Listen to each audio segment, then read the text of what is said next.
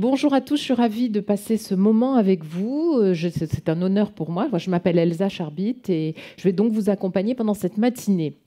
Les ruptures de médicaments s'aggravent, vous le savez, et touchent directement les patients. Des traitements sont introuvables, il y a de véritables inquiétudes qui sont croissantes et les pharmacies sont sous pression. Derrière chaque rupture, il y a une qualité de vie, une continuité des soins qui est forcément impactée. Les pharmaciens alertent, mais bon, leur voix reste souvent trop ignorée. Comprendre les causes, mais aussi entendre le témoignage des patients et chercher ensemble des solutions, eh bien, c'est le programme de la matinée qui vous est proposé et que nous allons passer ensemble. Donc, sans plus tarder et afin d'introduire les échanges, je vais demander tout de suite au docteur Félicia Ferreira, présidente de l'URPS pharmacien Provence-Alpes-Côte d'Azur, et au professeur Stéphane Honoré, responsable au Médit de Provence-Alpes-Côte d'Azur-Corse, de nous rejoindre ici. Voilà, vous pouvez vous installer si vous le souhaitez, vous asseoir. Vous avez des micros devant vous. Docteur Félicia Ferreira, on va commencer avec vous, évidemment. Nous vous écoutons.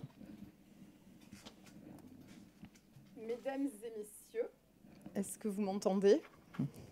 Mesdames et messieurs, chers confrères, avant de commencer, je voudrais remercier les personnes qui ont pris de leur temps ce matin pour venir débattre avec nous de ce contexte de tension et de rupture de médicaments qui nous place dans une situation plus qu'inconfortable, nous, pharmaciens, nous, patients.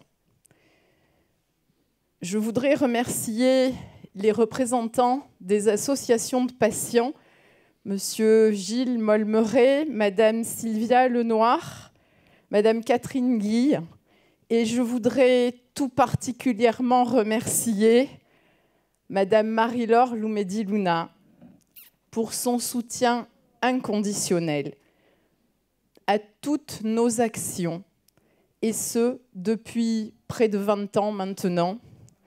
Les liens que nous avons tissés et qui se sont transformés en amitié montrent à quel point les liens entre patients et pharmaciens sont étroits et à quel point nos destins sont liés.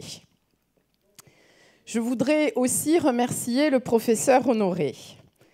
C'est un remerciement de plus que je t'adresse, Stéphane, mais je ne sais pas si tous nos confrères savent à quel point tu es le grand ordonnateur en PACA, mais aussi en France, de toutes les innovations et de toutes les évolutions du métier de pharmacien d'officine.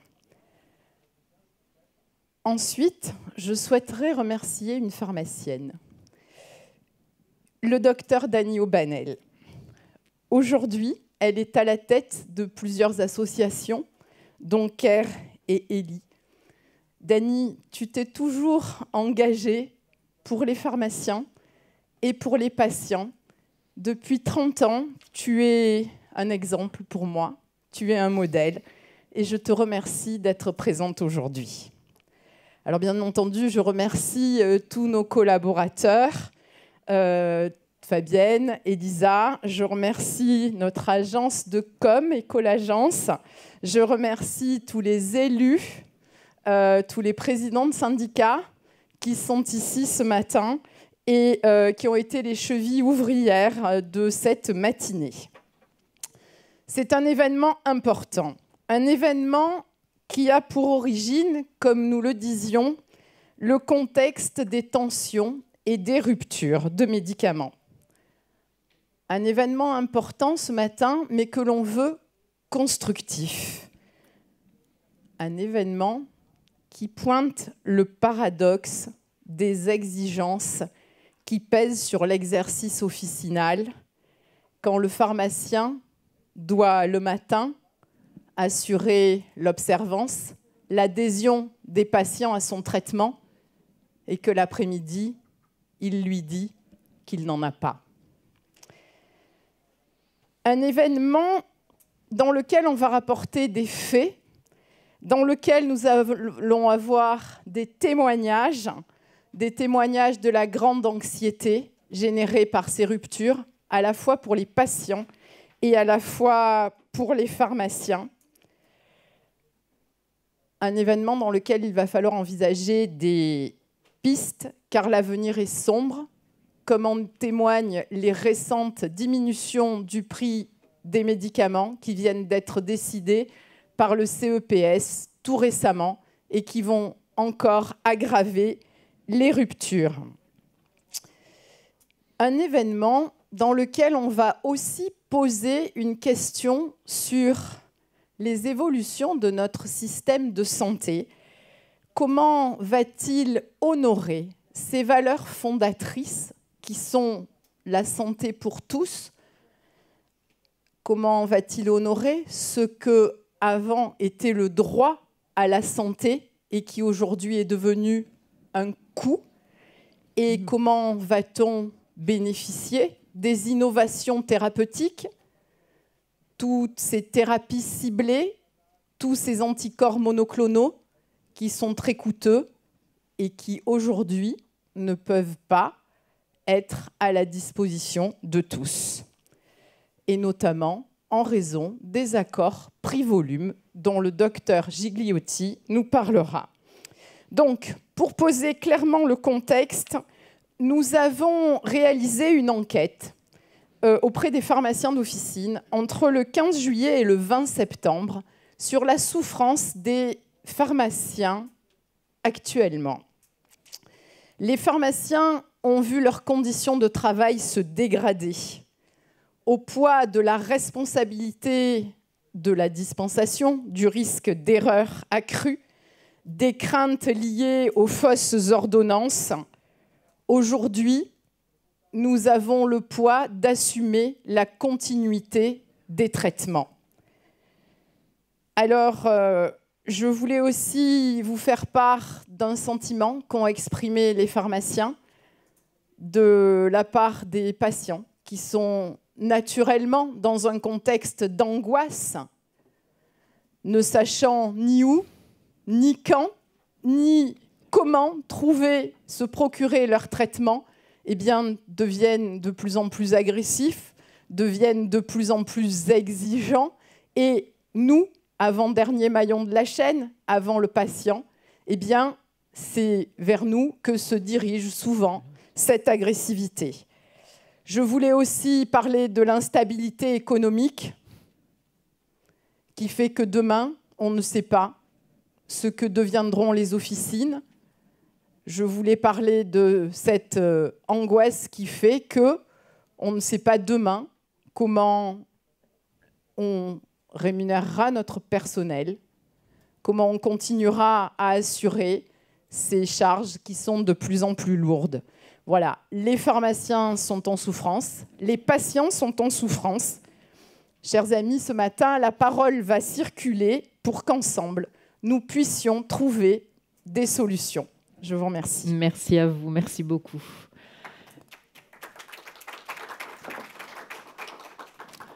Professeur Stéphane Honoré, nous vous écoutons. Bonjour à tous. Alors moi aussi j'ai un petit papier, mais c'est sur le téléphone. Mais vous êtes moderne. Je suis moderne, mais ceci dit, c'est plus compliqué à lire. Donc bonjour à tous. Alors, mesdames et messieurs, bon, je vais un peu lire. Mesdames et messieurs, chers collègues, chers patients, chers acteurs de santé, bienvenue dans cette conférence débat qui a lieu en direct et qui est organisée par l'URPS Pharmacien PACA. Et je remercie sa présidente, le docteur Félicia Ferrara, pour son invitation. Sur un sujet qui est crucial, qui sont les ruptures de médicaments, avec leurs impacts sur les patients et sur les pharmacies qu'on voit sous tension. Je remercie chaleureusement également Mme Elsa Charbit pour son animation de la journée, et puis les intervenants, Dr Raphaël Gigliotti, et puis Marie-Laure Lumedi-Luna et Sylvia Lenoir-Nancy. Ainsi que vous tous, qui allez bien sûr, je pense, contribuer à ce débat essentiel. En tant que responsable de l'OMEDIT PACA Corse, alors l'OMEDIT PACA Corse, c'est l'Observatoire du médicament, des dispositifs médicaux et de l'innovation thérapeutique pour les régions PACA et Corse. Je mesure chaque jour l'ampleur de l'impact de ces pénuries de médicaments. En 2024, c'est plus de 4000 signalements de rupture qui a été faite par la NSM soit une augmentation de 25% par rapport aux 2 dernières années. Même si en 2025, on a pu voir dans la presse une légère petite inflexion de la courbe, ça reste un problème majeur et d'ampleur. Et tout y passe, hein, les antibiotiques, les insulines, les antidépresseurs, les traitements psychiatriques qui sont en tension depuis le mois de janvier. Ces chiffres traduisent bien sûr des retards de traitement pour les patients, comme l'a expliqué Félicia, ou des difficultés lorsqu'on fait des switches sur des thérapeutiques un peu plus complexes, voire des préparations magistrales. L'enquête que Félicia a mentionnée est quand même alarmante sur la charge morale qu'ont les pharmaciens. Et ça, c'est très important, je pense, sur laquelle il faut communiquer. J'ai relevé les chiffres de l'enquête. Félicia, 75% subissent des comportements agressifs des patients, tu l'as mentionné. Ça s'explique bien sûr par le stress lié aux patients, au manque de traitement. 70% craignent des erreurs, 87% souffrent d'instabilité économique, 75% manque de personnel, 61% manque de reconnaissance des autres professionnels de santé, et 87%, voire 88%, souffrent d'un épuisement moral. Et ça, c'est très alarmant hein, en termes de chiffres. Les ruptures de médicaments, les lourdeurs administratives et les difficultés de recrutement sont parmi les points qui sont soulignés par les pharmaciens. Alors, à l'Omédite PACA Corse, dans les Omédites en général en France, hein, notre mission, c'est de promouvoir le bon usage des produits de santé, de coordonner les acteurs au niveau d'un territoire et d'atténuer, bien sûr, d'essayer d'atténuer l'impact de ces pénuries. Et je parle de bon usage de produits de santé parce que c'est indissociable de toutes les autres solutions qu'on peut imaginer. Alors, je ne remets pas en question les décisions sur les prix, etc. Mais on se rend bien compte que le médicament est quand même pas bien utilisé en France. Et beaucoup de médicaments mal utilisés pourraient être mieux utilisés et atténuer l'impact sur les pénuries. Je veux parler de la polymédication. Un patient qui prend plus de 5 médicaments, de l'hyperpolymédication quand on dépasse 10 médicaments. On sait que ces facteurs-là sont des facteurs néfastes pour les patients, surtout pour les patients vulnérables, sujets âgés. Donc l'Omédite PACA Corse encourage des dispositifs de déprescription des médicaments, en collaboration bien sûr avec le médecin traitant qui, à partir de janvier 2026, va avoir une consultation longue de déprescription sur la base d'un bilan de médication fait par le pharmacien.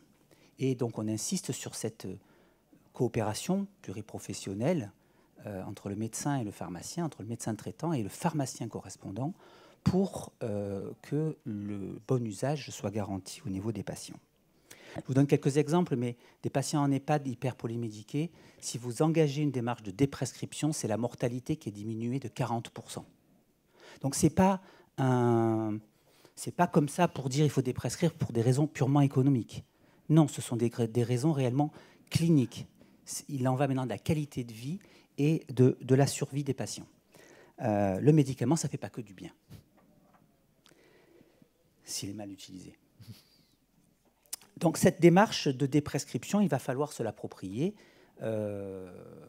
pour atténuer l'impact sur les pénuries. C'est une des actions, ce n'est bien sûr pas la seule, loin de là, mais il faut réévaluer la balance bénéfice-risque des traitements tout au long du parcours de vie du patient. Une autre solution aussi a été signalée dans la presse et qui a été utilisée aussi dans le cadre de ces pénuries, c'est les préparations magistrales, les préparations officinales pour pallier à une pénurie de spécialités pharmaceutiques. Actuellement, je travaille au niveau du Conseil de l'Europe sur un guide pour guider les États à décider quel type de molécules et quand et comment préparer ces médicaments, parce que c'est une des solutions, c'est peut-être le dernier levier qu'ont les pharmaciens. C'est toujours le dernier recours, mais le dernier recours, c'est ce qui peut sauver la vie de quelqu'un. Et donc, il faut que les pharmaciens se réattribuent peut-être quelque chose qu'ils ont perdu avec le temps, c'est-à-dire les compétences en pharmacotechnie, et d'avoir de nouveau dans des pharmacies des préparatoires dignes de ce nom, comme il en existait il y a certaines années.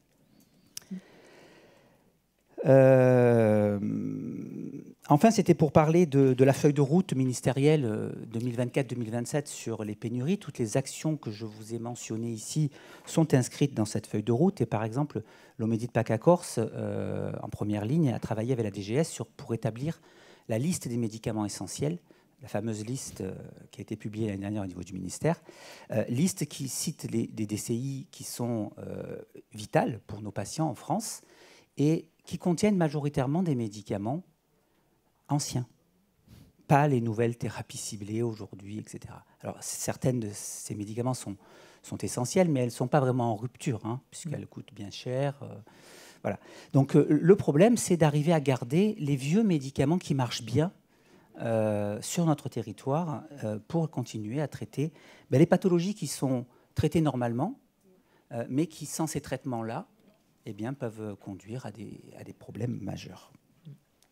Donc cette journée, aujourd'hui, ça va être... l'objectif et l'ambition, c'est d'analyser les causes de rupture, et ça, Raphaël Gigliotti va nous faire un petit tour. Écouter les témoignages des patients, des associations de patients, débattre ensemble des différentes solutions de relocalisation, de production qui ont été menées par notre président, les outils numériques, en quoi ils peuvent nous aider, le bon usage, comment on l'intègre dans l'équation, la déprescription, comment on l'intègre dans l'équation, la coordination interprofessionnelle, comment on l'intègre dans l'équation, le recours aux préparations également, comment ça s'organise sur un territoire, l'allègement administratif, les poursuites des engagements de cette feuille de route nationale. On sait que ça prend du temps, voilà, et on n'a pas de solution immédiate. Et puis, ça sera peut-être aussi l'occasion d'alerter quand même sur la disparition progressive des pharmacies de proximité en raison de ces décisions politiques qui ont été prises récemment, mais surtout de discuter finalement sur les solutions qu'on peut trouver. Donc je vous invite à contribuer massivement à cette réflexion. Et puis sans plus tarder, je pense que je vais laisser la parole au prochain intervenant. Mais je vous rends la parole, Madame l'animatrice. En tout cas, je vous remercie d'avoir bien posé les choses et on voit toutes les pistes de réflexion qui s'ouvrent à nous grâce à vous deux. On va appeler tout de suite d'ailleurs, comme vous l'avez évoqué, le docteur Raphaël Gigliotti, qui est secrétaire général de l'URPS, pharmacien Provence-Alpes-Côte d'Azur, parce qu'avec vous, en fait, on va rentrer, j'allais dire, dans les coulisses des tensions et se poser des questions. Pourquoi les ruptures de médicaments s'aggravent? Quels en sont les facteurs? Et surtout, comment cela impacte le circuit du médicament et bien sûr et les patients eux-mêmes. Nous vous écoutons. 1, 2, super. J'ai un plus grand téléphone que toi, t'as dit.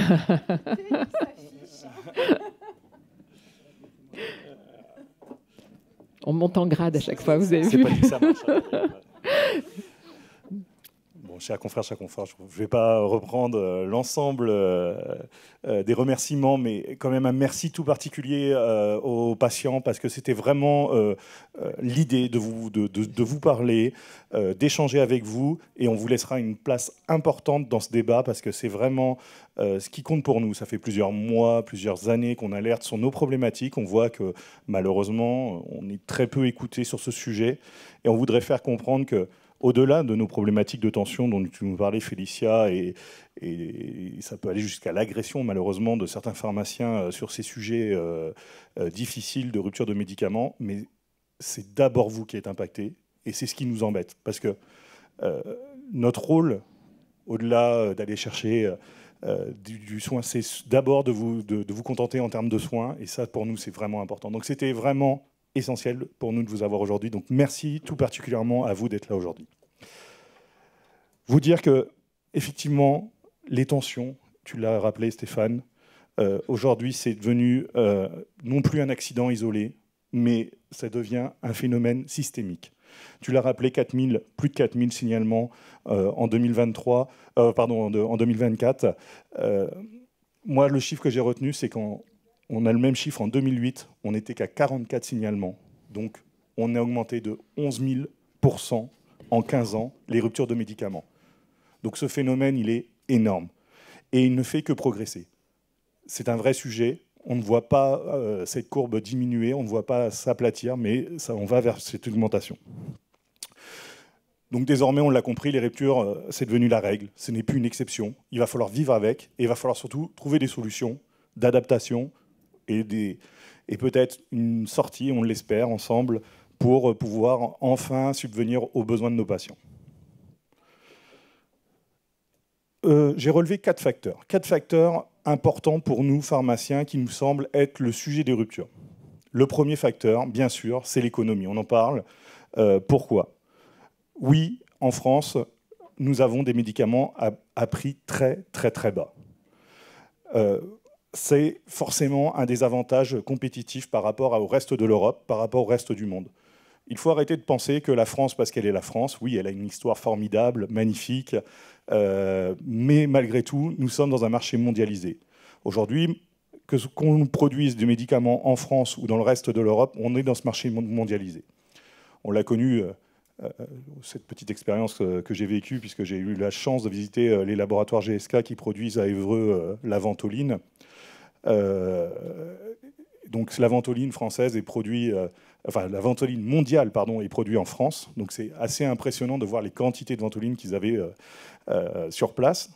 Mais malgré tout, en sortant de ces laboratoires, Félicia, tu t'en souviens, on est revenu dans nos pharmacies, plus de ventoline disponible dans nos pharmacies en France. Pourquoi ? Tout simplement, effectivement, il y avait un souci de production sur la ligne de production, et ils ont privilégié les pays européens ou les pays mondiaux qui leur achetaient la ventoline plus cher que nous.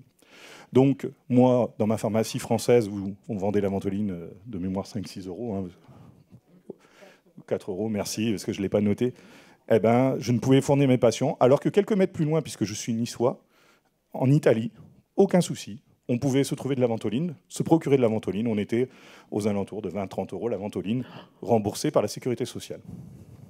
Chose incroyable, le patient français qui se rendait avec son ordonnance de ventoline en Italie pouvait récupérer sa ventoline en Italie et se faire rembourser en France de la totalité du prix. Tout ça pour dire qu'on en est là. On va peut-être vous demander demain de courir dans le reste de l'Europe pour aller chercher vos médicaments. Est-ce que c'est un sujet ?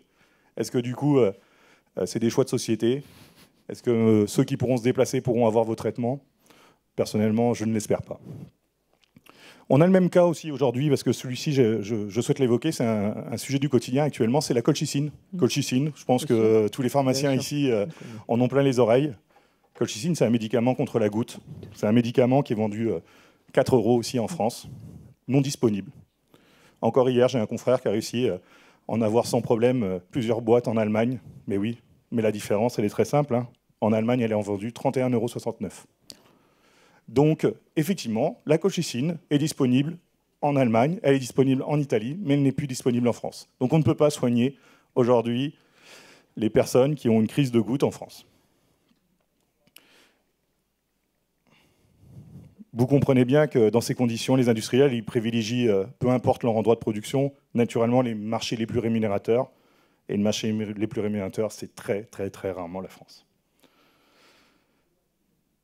Deuxième point, la logistique, la problématique de la logistique. On sait qu'aujourd'hui, pas loin de 80% des produits actifs sont produits en Asie. Les deux grands pays, bien sûr, la Chine et l'Inde. Donc ça crée des flux tendus, des problèmes de production. On l'a connu pendant le Covid, avec ces problèmes de flux et de problèmes de transport qui ont été particulièrement difficiles. Donc oui, je pense qu'une des solutions, ça sera à un moment ou à un autre de pouvoir reproduire sur le sol français, mais avant tout sur le sol européen. Il faut arrêter de croire que la France seule peut subvenir à l'ensemble des besoins de la population de l'Europe. Donc il va falloir recentraliser une partie de cette production. Autre sujet, les problématiques géopolitiques et les problématiques sanitaires. Covid-19, on l'a connu, la guerre en Ukraine, qui entraîne des problématiques de hausse d'énergie. Donc quand vous augmentez le coût de production du médicament, et qu'en face, vous avez un coût de vente du médicament qui reste stable, forcément, ils ont du mal à pouvoir subvenir aux besoins de production. Et puis une demande mondiale qui ne fait qu'augmenter. Oui, des pays comme l'Inde, la Chine, qui avant se soignaient très peu ou mal, ont accès à l'ensemble des traitements, et tant mieux. Mais à côté de ça, la production a du mal à suivre. Enfin, le dernier point que j'ai pu relever autour de ça, c'est la partie réglementaire. On sait que ça, c'est une grande spécialité de la France, l'administratif. On a du mal, souvent, à subvenir à à avoir les dossiers d'AMM qui sont parfois particulièrement compliqués à obtenir, particulièrement longs. Donc on a des délais très très longs de production et d'arrivée sur le marché français. Et on le sait, on en a parlé dernièrement aux infos, à notre président américain qui nous parle aussi désormais de taxer de manière importante la production de médicaments européens. Et ça, on sait forcément que les premiers impactés, ce sera nous. Et donc, malheureusement, on risque encore d'aller vers une augmentation de ces ruptures. Donc, tu l'as dit, Félicia, tout ça, ça nous impacte, nous, pharmaciens. L'Ordre des pharmaciens avait sorti une excellente étude il y a quelques mois. Plus de 6 heures par semaine en moyenne pour chacun des pharmaciens pour rechercher ces traitements manquants. C'est énorme, 6 heures. 6 heures, c'est du temps qu'on ne consacre pas aux patients pour la prévention, pour le soin, pour l'éducation thérapeutique.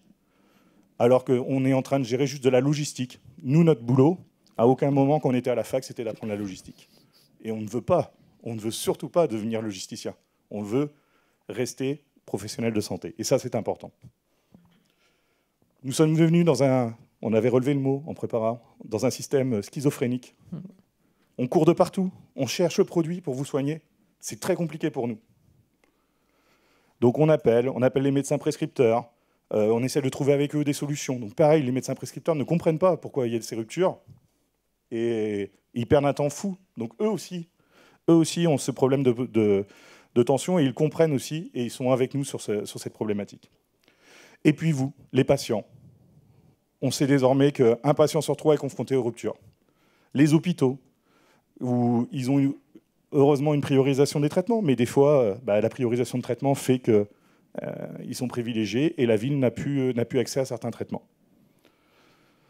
On l'avait vu pendant le Covid-19 où ils avaient pu bénéficier de la morphine, hein, et tant mieux, mais du coup en ville c'était très très, très compliqué d'en avoir.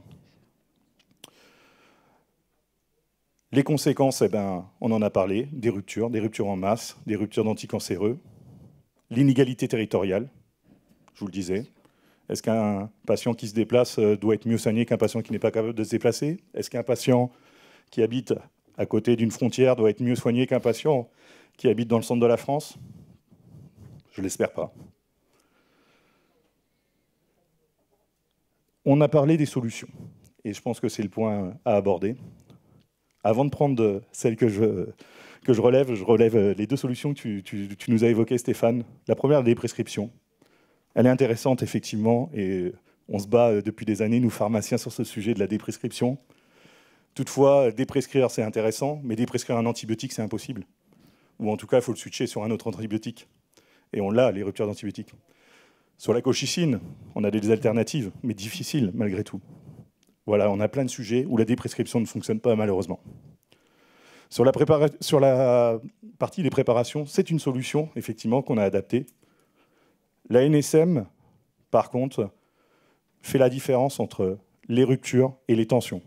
Aujourd'hui, la colchicine, en tant que telle, elle est en tension, elle n'est pas en rupture. C'est-à-dire que oui, on arrive à avoir de la colchicine dans nos pharmacies, mais au lieu d'en avoir 15-30 boîtes par mois, ils nous en envoient une boîte. Donc moi, mon rôle de pharmacien, c'est de faire des choix. Qui je vais soigner? C'est horrible. Je ne peux pas l'accepter, ça. Et donc, face à ça, la NSM considère que c'est une tension, ce n'est pas une rupture. Donc non, je n'ai pas un forfait de production, de préparation. Donc là, il y a un vrai sujet sur lequel on doit se poser. Moi, mon rôle, ce n'est pas de choisir qui doit vivre et qui doit mourir. Vraiment. Et puis, on l'a dit, sur les préparations, oui, c'est un sujet. Mais à côté de ça, effectivement, on nous propose un médicament, une préparation qui va être produit pour 20, 30 ou 40 euros, alors que d'habitude, il coûtait 2 euros. Enfin, c'est le serpent qui se mord la queue. On réinvestit de l'argent pour un médicament qui va en coûter quelques euros. Donc, la préparation, c'est un petit pansement sur une hémorragie énorme. Ça sauve quelques vies, heureusement, mais je ne pense pas que ce soit la vraie solution. Les vraies solutions, pour moi, à un moment, c'est de se mettre tous autour de la table et puis de retravailler. Alors effectivement, tu en as parlé, cette liste de médicaments stratégiques, elle est importante parce qu'elle sauve des vies. Ça, c'est très important. Le stock de sécurité. Un stock de sécurité, qui doit se faire non plus au niveau français, mais au niveau européen. Moi, mon rêve, c'est de créer demain un Airbus, quand je dis un Airbus, c'est une société type Airbus, mais une société type Airbus du médicament au niveau européen. De revaloriser, à un moment, il faut parler prix. Il faut arrêter de se cacher derrière la lorgnette, il faudra parler prix. Et de revaloriser les prix. J'en parlais, pourquoi pas réfléchir à une revalorisation du prix du médicament qui peut être produit en Europe. De se dire demain, oui, ce médicament, paracétamol, peu importe la marque, qui est produit en Chine, il est sur un prix de base. Demain, il est produit en Europe, vendons-le plus cher dans nos pharmacies. Il est produit en France, vendons-le encore plus cher. Et ça fera un cercle bénéfique pour tous. Un point sur les industriels. Une des grandes difficultés, c'est d'avoir la transparence du prix au niveau des industriels. Donc ça aussi, peut-être, pouvoir nous éclairer autour de ça, et ça pourrait être un sujet. Et enfin, notre rôle de pharmacien, bien sûr, c'est la continuité des soins, la gestion des alternatives et l'information et l'assurance du patient. Enfin, je voulais vous dire, les ruptures ne sont pas une fatalité, elles sont le résultat de choix. Et ces choix, nous pouvons les réorienter collectivement avec vous, patients, politiques, ARS et nous, syndicats. Donc battons-nous tous ensemble pour trouver des solutions. Merci à tous. Merci beaucoup. Merci, Dr Raphaël Gigliotti. Merci d'avoir dressé ce tableau pour nous. Alors, vous l'avez dit, la parole des patients est extrêmement importante. On pourrait appeler ça des paroles vraies, puisqu'en fait, c'est le quotidien, ce sont les patients, les entourages. Et grâce aux associations agréées en santé, on va pouvoir en savoir plus. Donc, je vous demande d'accueillir tout de suite, elles vont venir nous rejoindre toutes les deux ici. Marie-Laure Lumidi-Luna, qui est présidente de l'association des diabétiques d'ex-pays de Provence et de l'Ouest-Var et vice-présidente France Assos Santé Provence-Alpes-Côte d'Azur. Et Sylvia Lenoir-Nancy, coordinatrice régionale France Assos Santé, Provence-Alpes-Côte d'Azur. Mesdames, je vous en prie, venez vous installer. Je vais peut-être vous laisser passer. Allez-y.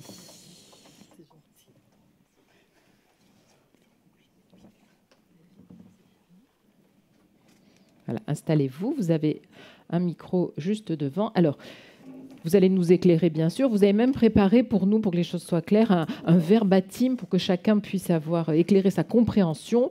Je rappelle bien sûr que vous êtes en lien avec 56 associations de patients et d'usagers, et c'est important, d'où l'importance de votre parole. Marie-Laure Lumidi-Luna, je crois que c'est vous qui débutez. Nous vous écoutons. Avec plaisir. Merci infiniment, Dr Félicia Bibas, professeur honoré. Mesdames, Messieurs, nous sommes très, très heureuses, Sylvia Lenoir et moi, de pouvoir vous rejoindre et de pouvoir témoigner de la parole des patients, mais aussi des usagers, plus largement, mais aussi pouvoir traduire l'expression de notre entière esprit d'équipe.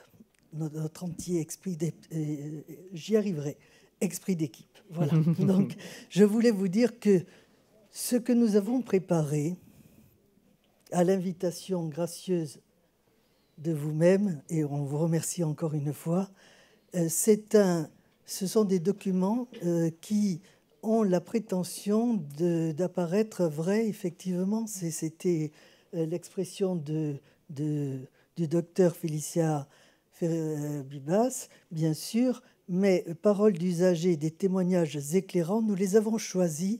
Nous en avons je ne sais combien, n'est-ce pas Sylvia?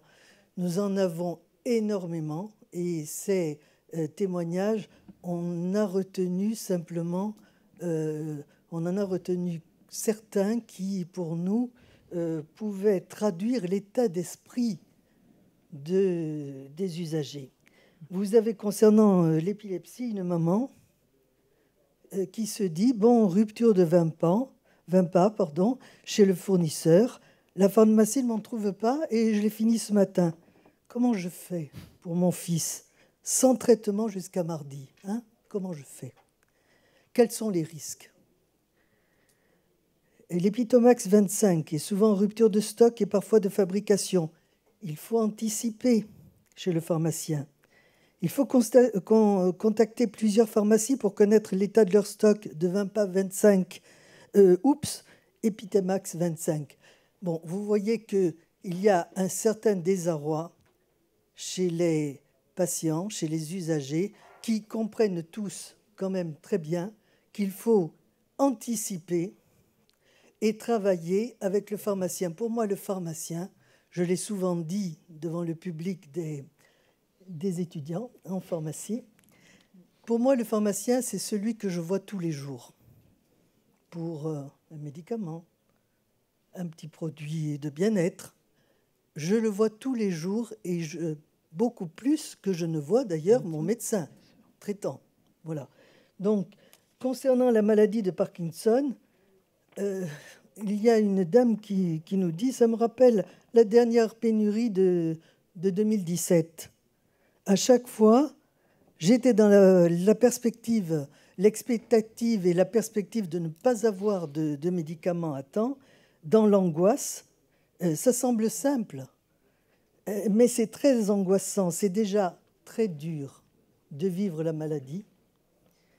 Mais alors, quand il y a le stress, je trouve que c'est très, très, très angoissant au quotidien.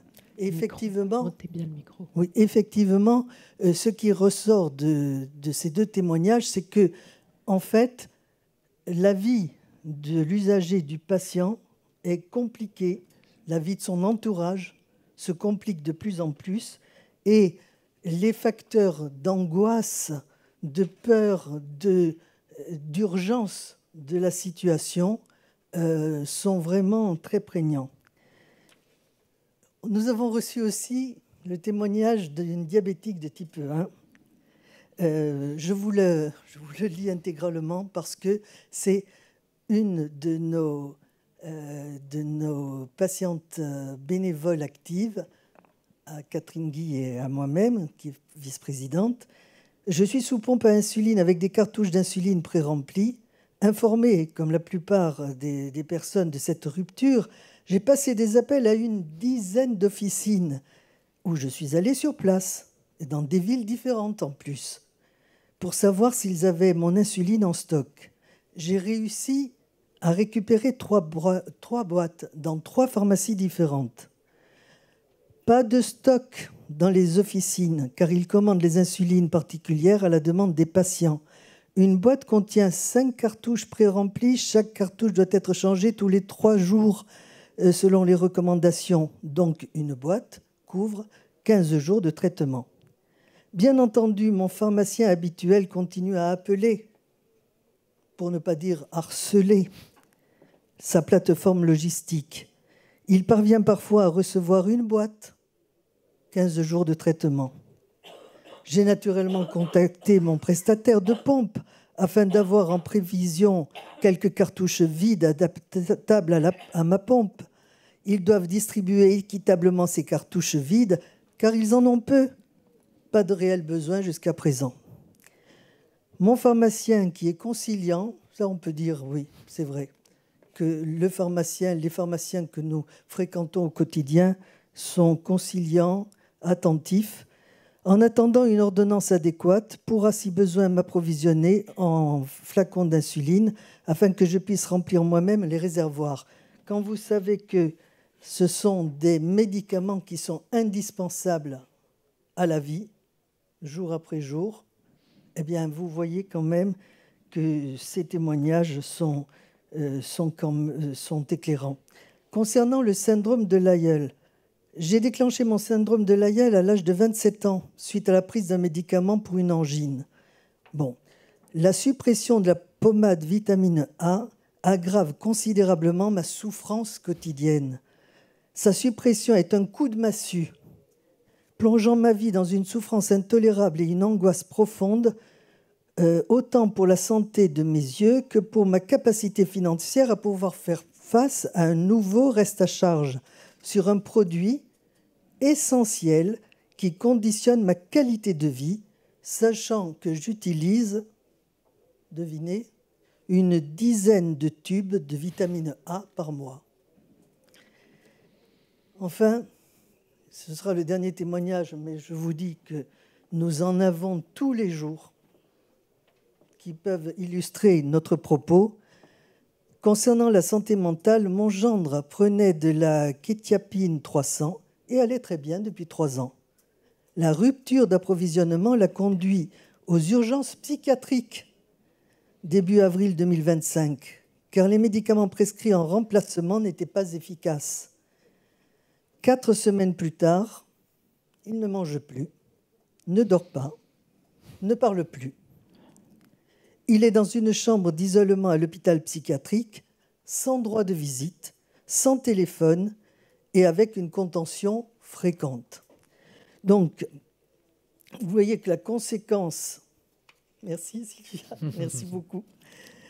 Les conséquences auprès des usagers, ce sont des atteintes à la qualité des soins et à la qualité de la vie, tout simplement. Regardez, nous avons préparé, Sylvia et moi, des petits nuages pour rendre peut-être la chose plus légère, mais elle n'en est pas moins prégnante. Vous avez obligation d'adapter ou changer son traitement. Voilà ce qu'il ressort de tous ces exemples. Une gêne, un confort, traitement moins performant, une souffrance pour le patient et ses proches, une aggravation de la douleur, et cela au quotidien, une inquiétude pour le reste à charge, un découragement, une prise partielle ou l'arrêt complet du traitement, parfois, un impact donc sur le parcours de soins et l'activité professionnelle, souvent, qui entraîne une hospitalisation, dans des cas les plus prégnants, un désarroi, une charge mentale, je le répète, aussi bien pour l'usager, le patient, que pour l'entourage, et on va jusqu'aux urgences, comme vous l'avez vu, psychiatriques. Bon. Donc, c'est quelques mots pour vous dire que nous sommes en phase avec tout ce que peuvent vivre nos pharmaciens. Nous les voyons donc au quotidien se débattre, essayer de trouver une solution pour nous, les patients, et nous sommes très conscients de tous les efforts qu'ils font. Vous avez eu la gentillesse de nous remercier, monsieur, mais c'est nous aussi qui devons vous remercier d'être là, au combat, tous les jours. Et votre militantisme fait que vous êtes assurés que nous serons toujours à vos côtés. Nous avons trouvé, Sylvia Lenoir et moi, qu'il fallait peut-être pour le grand public, de patients que nous sommes et d'usagers que nous sommes, expliquer les termes de tension, rupture, la pénurie. C'est vrai, vous l'avez dit plusieurs fois, vous avez énoncé ce terme plusieurs fois. La pénurie, c'est un vrai problème de santé publique. Donc, on a parlé de tension d'approvisionnement dans nos témoignages, rupture de stock, rupture d'approvisionnement. Eh bien, les tensions d'approvisionnement, vous pouvez le lire, et je cite ici notre fédération, la Fédération française des diabétiques, qui a fait tout un travail de terminologie. Les stocks d'un médicament sont disponibles dans les tensions d'approvisionnement, quand on parle de tensions d'approvisionnement, mais les quantités sont insuffisantes pour couvrir les besoins. Donc, la distribution se fait de manière plus limitée dans les pharmacies et peuvent être plus difficiles à trouver. La rupture de stock est considérablement plus grave. L'impossibilité pour une firme pharmaceutique d'exploiter ou de fabriquer un médicament, c'est cela, la rupture de stock. Les raisons, on l'a vu, un défaut de matière première ou une non-conformité relative à la qualité ou un choix stratégique commercial. Voilà. La rupture d'approvisionnement, l'incapacité pour une pharmacie de dispenser un médicament à un patient dans un délai de 72 heures après la commande. Ça, c'est cela, la rupture d'approvisionnement. Les raisons, une rupture de stock ou bien des difficultés dans la chaîne d'approvisionnement. Quoi qu'il en soit, toutes ces tensions, ruptures, sont appelées pénuries. Voilà.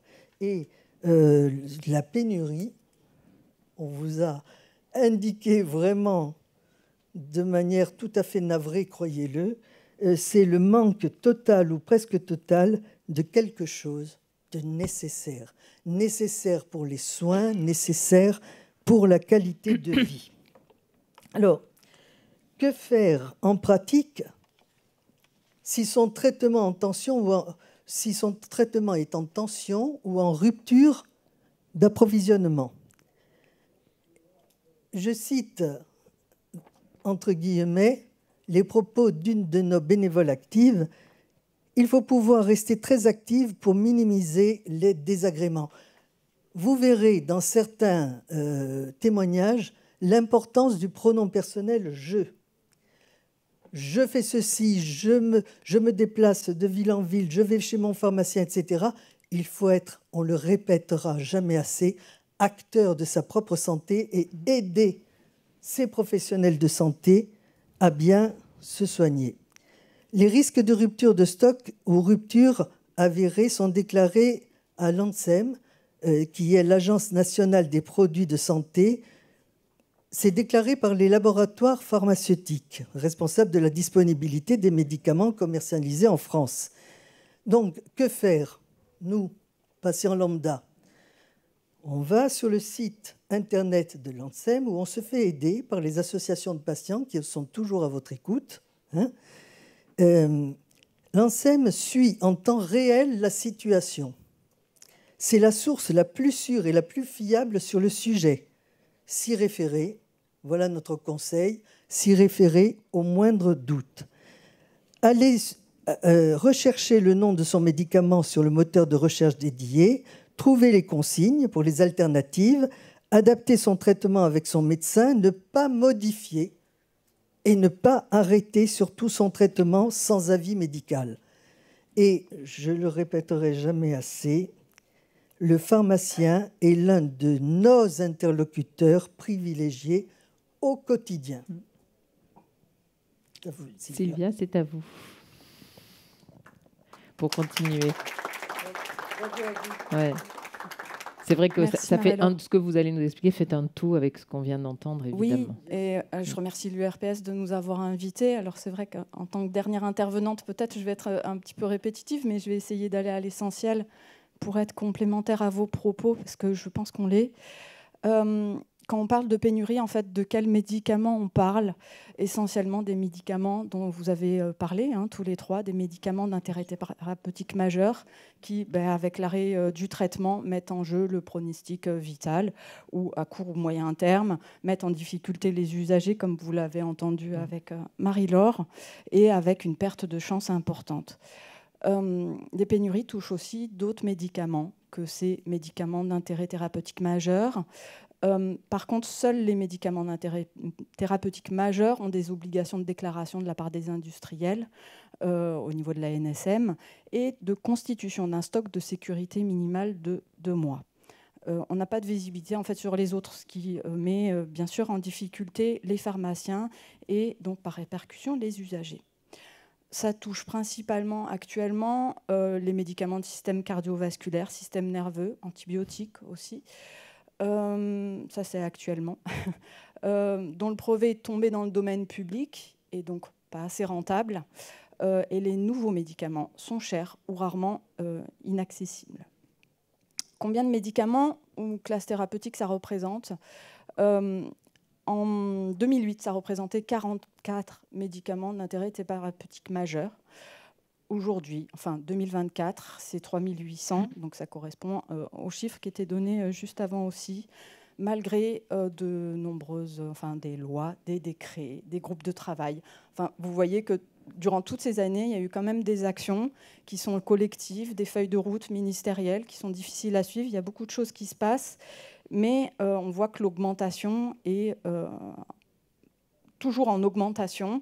Et comment faire face à cette crise en fait, systémique, ce que vous disiez tout à l'heure. France Asso Santé existe depuis 2016, mais avant, il y avait un collectif interassociatif d'assaut de patients qui agissent depuis quand même 2009 et font des alertes depuis 2009 sur ce sujet. France Asso Santé maintenant est présent, certes à un niveau national, mais aussi à un niveau européen. Alors on est une toute petite voix par rapport en fait aux grandes voix qui sont bien entendues au niveau européen, mais pour autant on essaye de militer pour 3 points, pour que la loi soit respectée, notamment au niveau des sanctions fermes en cas de manquement des industriels et des grossistes, parce qu'elle n'est pas suffisamment respectée encore. On voit qu'il y a une amélioration. En 2021, 2160 signalements de rupture de médicaments au niveau des médicaments d'intérêt thérapeutique majeur, aucune sanction. On arrive maintenant à certes 3809 signalements, mais 23 sanctions. Sanctions qui sont bien sûr financières et qui pourraient apporter une manne financière pour résoudre beaucoup de problématiques au niveau de l'assurance maladie. On milite aussi pour une augmentation des stocks de sécurité. Actuellement, la pénurie, c'est à peu près 3,5 mois. Voilà, au niveau des stocks de sécurité, il faudrait passer à 4 mois. Et permettre aussi à la NSM d'obliger les labos à importer des alternatives, mais que le différentiel soit remboursé à l'assurance maladie. Voilà, c'était aussi ça l'enjeu aussi financier qui sera intéressant. Autre chose qui avait été parlé précédemment, c'est d'avoir une production publique à intérêt lucratif. Non lucratif, pardon, d'un petit nombre de médicaments. Et là, je rejoins mes précédents intervenants. Hop. Alors, le temps est compté, j'accélère, mais on est sur la dernière diapo, et après, on laissera aux questions. Oui. Au niveau local et régional, et je pense qu'on se rejoint, et c'est tout l'objet aussi de ce webinaire, qu'est-ce qu'on peut faire au niveau local et régional ? C'est bien sûr travailler l'information qu'on peut donner aux prescripteurs, aux pharmaciens, aux usagers surtout, et par le biais des associations de patients. Donc, de quelle manière on pourrait mieux informer pour mieux comprendre ces pénuries et pouvoir réagir ou adapter aussi au mieux les possibilités. Avoir une fiabilité de l'information, ça aussi on peut l'avoir grâce à un groupe de travail, et je regarde les personnes de l'ARS aujourd'hui peut-être présentes. Un groupe de travail qui réunirait URPS, pharmaciens, mais aussi médecins libéraux, ARS, voire d'autres aussi personnes, si vous y pensez, bien sûr les assos de patients, pour continuer à renforcer une meilleure communication, rendre possible le remplacement des médicaments en cas de rupture. Et vous en avez parlé, la prévention de iatrogénie médicamenteuse, voilà, qui est aussi à travailler. Je vous remercie. Mais c'est nous qui vous remercions pour cette précision dans les propos rapportés qui nous permettent de voir les choses de façon très claire. Et je trouve qu'après toutes ces paroles entendues, il serait bien qu'on puisse échanger. Je pense que le temps, véritablement, peut-être que les solutions sont aussi dans le débat, certainement, dans les échanges. Donc, ce que je vous propose, c'est qu'on puisse échanger. On va prendre des questions dans la salle, mais on va prendre aussi... Alors, on va commencer par les questions dans la salle. Qui veut poser la première question ? Madame, on va vous amener un micro pour qu'on puisse vous entendre. Voilà. Et si vous avez une question précisément à quelqu'un, vous le précisez. Autrement, chacun pourra apporter un complément de réponse. Nous vous écoutons. Il est ouvert, je pense. Bonjour à tous. Alors, je suis désolée, je n'ai pas répondu à l'invitation, mais je représente France Parkinson aujourd'hui. C'est Roselyne Orientis qui m'a transmis l'invitation, et je suis donc patient intervenant en formation. Et je suis aussi médecin, psychiatre, hospitalière. Voilà. Donc, par rapport à ces questions de rupture, ce que je voulais dire, c'est que c'est un caractère beaucoup plus vital pour des traitements. On a fait référence à la quétiapine. La quétiapine est un médicament absolument irremplaçable. Une décompensation psychiatrique chez un patient équilibré, c'est une perte de chance gravissime. Parce qu'on sait qu'à chaque décompensation, on va avoir une petite dégradation. Donc moi, je trouve qu'on a des mots très feutrés pour désigner des choses très graves. Et ça, c'est quelque chose, enfin je veux dire, ça fait depuis 2009, vous le dites bien. Donc on fait des réunions, on fait des groupes. Allez, dès qu'il y a un problème, on fait un groupe et on enterre le problème. Voilà, donc excusez-moi pour l'émotion. Au contraire, ça porte la charge de ce que vous dites, et l'importance de ce que vous dites. Donc tous les traitements, alors évidemment, le diabétique, c'est le paradigme de cette problématique. Parce qu'un diabétique qui n'a pas d'insuline, il va mourir. Hein, on est d'accord ? Un parkinsonien qui n'a pas ces traitements, il va aussi mourir. Parce qu'il va faire des chutes, il va faire une régression. Et après, pour revenir avec une amélioration, c'est très compliqué. Alors, par exemple, la venlafaxine, qui est un traitement extrêmement important dans le Parkinson, quand c'est une rupture de stock, on ne peut pas le remplacer. C'est un inhibiteur de la noradrénaline et de l'adrénaline. Il n'y a aucun équivalent. Il est unique. Donc ce sont des patients dans des pertes de chance très graves. Absolument, absolument. Donc ça, c'est le premier point. Du côté des pharmaciens, alors moi, je vous donne mon point de vue. Pour moi, la délivrance du bon traitement au bon endroit, c'est le cœur de métier du pharmacien. Enfin, c'est comme ça que je me représente le métier du pharmacien. Parce que ça a l'air anodin, mais le médicament, si on ne l'a pas, on ne peut pas vivre. Pour plein de maladies. Alors, je sais que le Parkinson, il y a beaucoup de positions compassionnelles et de confort. Moi, je peux vous dire que quand je n'ai pas ma dopamine, je ne suis plus rien. Je ne suis pas là. Je dis tout ça parce que je trouve qu'il y a une rupture institutionnelle dans le signalement. C'est trop gentil de signaler à l'ANSM qui n'est pas responsable de la vie du patient. Et moi, je pense que dans les signalements, il devrait y avoir une responsabilité de l'État et ça devrait être transité par l'ARS qui devrait ordonner, parce qu'il est responsable de l'organisation des soins, ordonner la vente, avoir pression sur les labos pour qu'ils ne fassent pas du business que du business. Voilà, ça c'est la première chose. La deuxième, les pharmaciens ont beaucoup de charges. Pourquoi il n'y a pas des cotations d'actes de pharmaciens ? C'est-à-dire quand un pharmacien passe 4 heures à trouver son traitement, il devrait y avoir une cotation d'actes, comme toutes les professions de médecine. Il y a des cotations d'actes.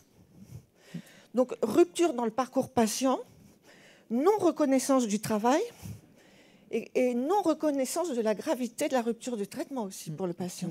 Absolument. Et moi, je trouve que tous ces points-là sont vraiment au cœur de la réflexion. Il faut qu'on parte vraiment du terrain. Alors, j'en rajoute un petit peu sur les génériques. Quand vous ouvrez plusieurs génériques de venlafaxine, libération prolongée, vous avez des microbilles, c'est toutes les mêmes. Cherchez la libération prolongée.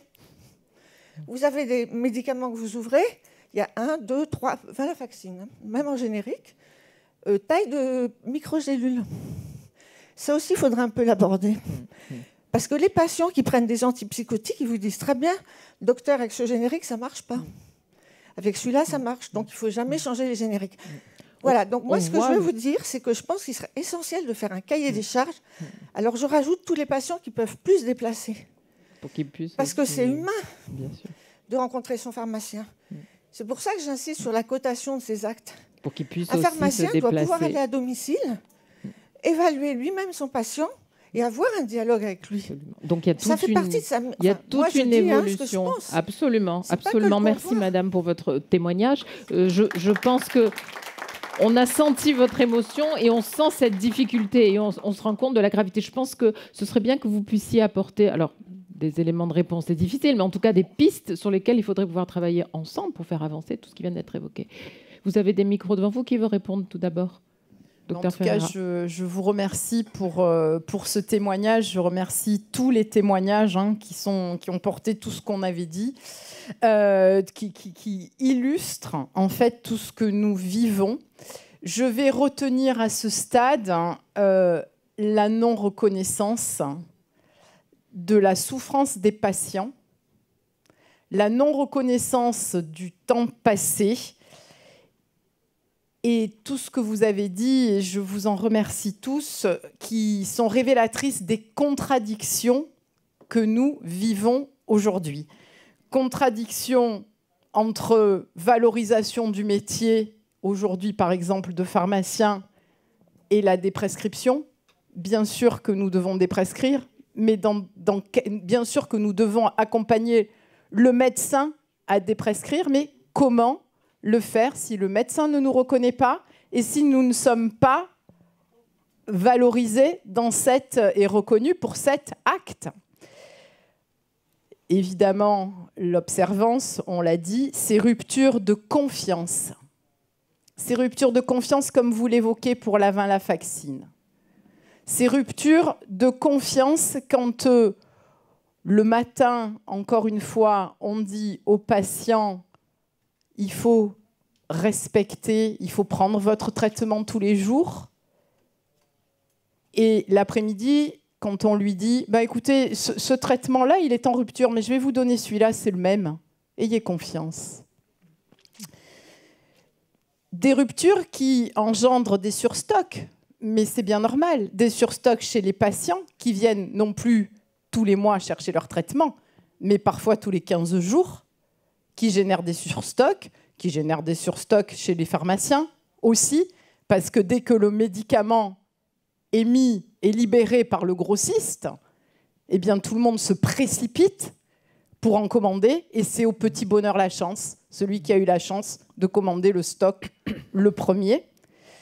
Des ruptures sur la qualité de vie, alors évidemment l'impact psychologique, vous l'avez dit, le stress et le coût masqué généré par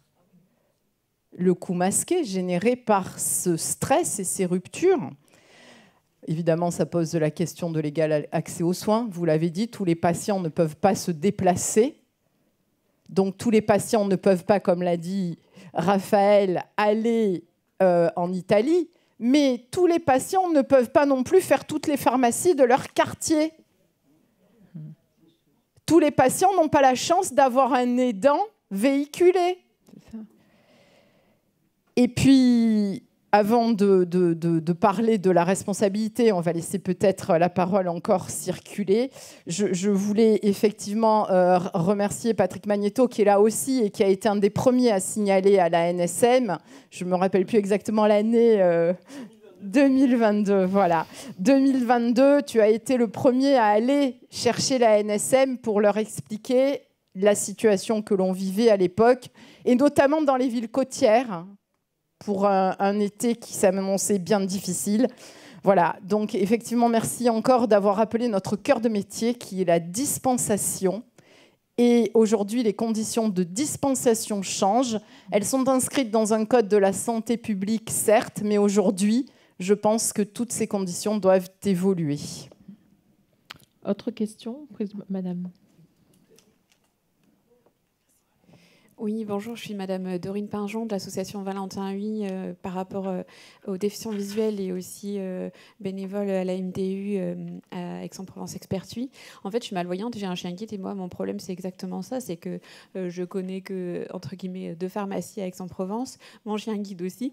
Et quand, en fait, on ne peut pas me délivrer mon traitement, en fait, je dois faire appel à quelqu'un d'autre, lui donner ma carte vitale, mon ordonnance, pour qu'il puisse aller essayer de se procurer le traitement, parce que pareil, je téléphone avant pour savoir où c'est. Donc en fin de compte, c'est très problématique, même pour les personnes donc malvoyantes et déficients visuels.